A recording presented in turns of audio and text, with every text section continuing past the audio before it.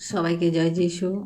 আমাদের মহান প্রেমময় পিতা প্রভু যীশু খ্রিস্টের নামে আমি আপনাদের সবাইকে স্বাগত জানাই। আজকের এই সুন্দর সময়ে আরেকটি বার আসুন, আমার সাথে আপনারা প্রার্থনায় থাকুন এবং আমরা ঈশ্বরের কাছে নিজেদেরকে সমর্পণ করি সম্পূর্ণরূপে, কারণ তিনি মহান এবং তিনি অনুগ্রহকারী ঈশ্বর। তাই আসুন আমরা আজকে প্রার্থনা যাওয়ার আগে আজকের এই রাত্রিতে আরেকটি বার তার কাছে আমরা আমাদের ঈশ্বরের বাক্য আমরা পাঠ করি এবং প্রার্থনায় যাই।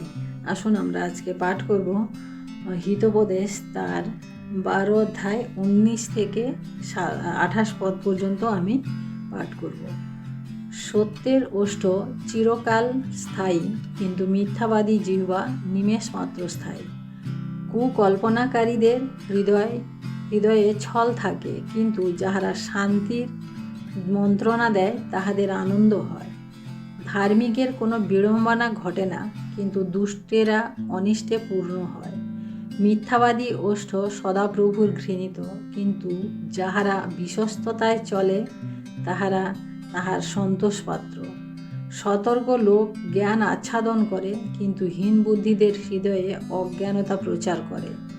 পরিশ্রমীদের হস্ত কর্তৃত্ব পায়, কিন্তু অলস পরাধীন দাস হয়। মনুষ্যের মনোব্যথা মনকে নত করে, কিন্তু উত্তম বাক্য তাহা হর্ষযুক্ত করে। ধার্মিক নিজ প্রতিবাসীর পথ প্রদর্শক হয়, কিন্তু দুষ্টদের পথ তাহাদিগকে ভ্রান্ত করে। অলস মৃগয়াতে ধৃত পশু পাক করে না, কিন্তু মনুষ্যের বহুমূল্য রত্ন পরিশ্রমীর পক্ষে। ধার্মিকতার পথে জীবন থাকে, তাহার গমন পথে মৃত্যু নাই। আমেন। ঈশ্বর তার আপন বাক্যে আমাদের প্রত্যেককে আশীর্বাদ করুন। আজকের এই রাত্রিতে আমরা এই সুন্দর বাক্য পাঠ করলাম, যাহা আমাদের প্রত্যেক মানুষের জন্য, প্রত্যেক জীবনের জন্য খুব প্রয়োজনীয়, কারণ এখানে ঈশ্বরের বাক্য আমাদিগকে শিক্ষা দেয়, আমাদিগকে উপদেশ দেয়। তাই আসুন আমরা আজকে রাত্রিতে এই সুন্দর বাক্য পাঠ করেছি, তার উপরে আমরা প্রার্থনা করি এবং ঈশ্বরের কাছে নিজেদেরকে সমর্পণ করি। Hallelujah, hallelujah, hallelujah. মহান প্রেমময় পিতা, তোমার মহানামে ধন্যবাদ করি প্রভু। প্রভু গো, আজকের এই রাত্রিতে প্রভু গো আরেকটি বার তোমার চরণে আসতে সুযোগ পেয়েছি প্রভু, তাই তোমাকে ধন্যবাদ করি প্রভু। সারাটা দিন প্রভু তুমি আমাদের সাথে সাথে ছিলে প্রভু, এবং আমাদেরকে নানানভাবে তুমি আশীর্বাদ করেছো, দয়া করেছো, তাই তোমাকে ধন্যবাদ করি প্রভু। প্রভু আমাদিগকে সারাটা দিন সুস্থভাবে রেখেছো প্রভু, তোমায় ধন্যবাদ করি প্রভু। আমাদের সমস্ত প্রয়োজন তুমি মিটিয়েছো প্রভু, তোমাকে ধন্যবাদ করি প্রভু। প্রভু এই সময় প্রভু আমরা যে মনোনীত সময় তুমি আমাদিগকে তোমার চরণে বসতে তুমি সাহায্য করেছো প্রভু, তাই তোমাকে ধন্যবাদ করি প্রভু।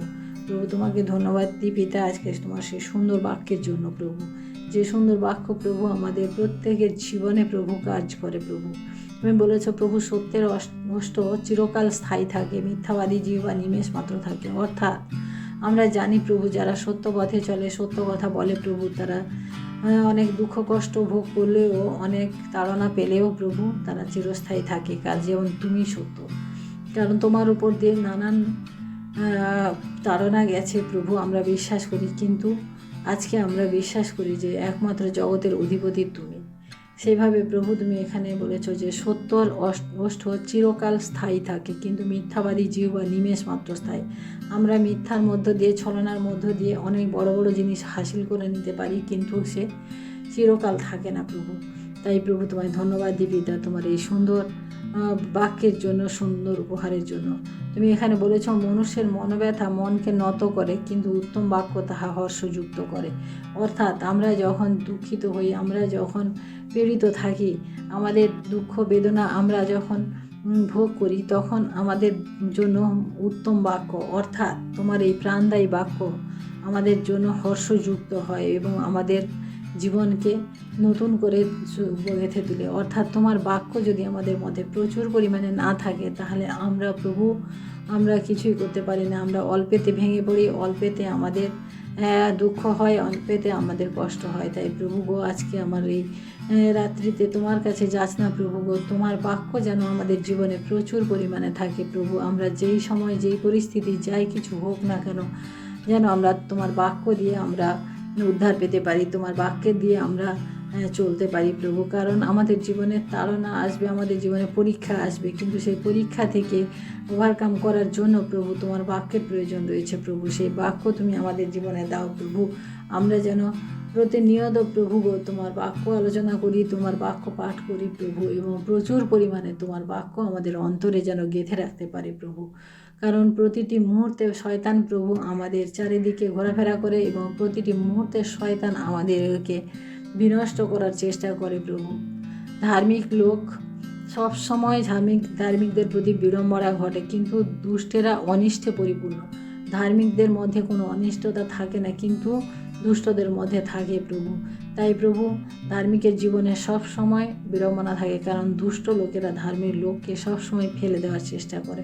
তাই প্রভু তোমার কাছে বিনতি প্রার্থনা করি প্রভু গো, আমাদের যে বিশ্বাস রয়েছে, আমাদের যে তোমার প্রতি দৃষ্টি রয়েছে প্রভু, সেই দৃষ্টি থেকে আমরা যেন কখনো না সরে আসি প্রভু। কারণ তুমি এই জগতের একমাত্র রক্ষাকর্তা, উদ্ধারকর্তা এবং ত্রাণকর্তা। তাই তোমার প্রতি আমাদের দৃষ্টি যেন কখনো বিচলিত না হয়, কারণ শয়তান নানানভাবে আমাদের তাড়না করবে, নানানভাবে আমাদের ফেলে দেওয়ার চেষ্টা করবে, কিন্তু প্রভু তুমি আমাদের সহবর্তী থেকো প্রভু, এবং আমাদের সঙ্গে সঙ্গে থাকো। আশীর্বাদ করো প্রভু।